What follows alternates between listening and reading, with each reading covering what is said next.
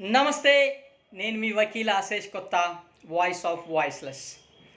Bharatiya Janata party గెలిచిన తర్వాత రాజ్యాంగం మారుస్తారు అని కోడై కూస్తున్న ఒక సెక్షన్ ఆఫ్ మీడియా అదే నోటితో చెప్పాల్సిందేంటంటే సబ్జెక్ట్ టు కరెక్షన్.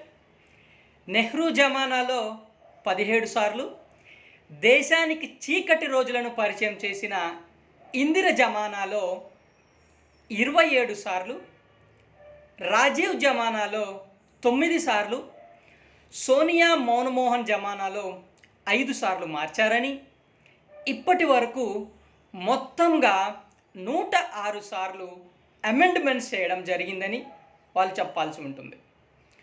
అందరు అన్నట్లు భారతీయ జనతా పార్టీకి 400 సీట్లు వస్తే రాజ్యాంగ మార్పు ఉంటుందన్న వారు గుర్తుంచుకోవాల్సింది, మొత్తానికి మొత్తం అనగా 543 పార్లమెంటు స్థానాలు వచ్చినా కూడా ఆ పనిని భారతీయ జనతా పార్టీ చేయదు.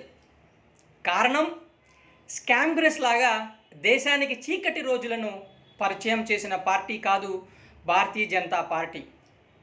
కావున మీరు ఎటువంటి భయాందోళనకు గురి కావద్దని మనవి.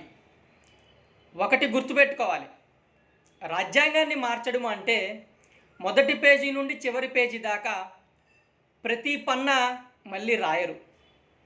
అదెవరైనా, అదే పార్టీ అయినా చిన్న చిన్న మార్పులు కాలానికి అనుగుణంగా చేస్తారే తప్ప మొత్తానికి మొత్తమే మార్చరని, మార్చిన వాటిని అమెండ్మెంట్స్ అంటారని ప్రజలు గుర్తుంచుకోవాలి.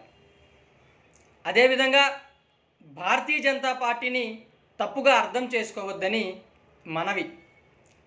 ధన్యవాదాలు. నమస్తే.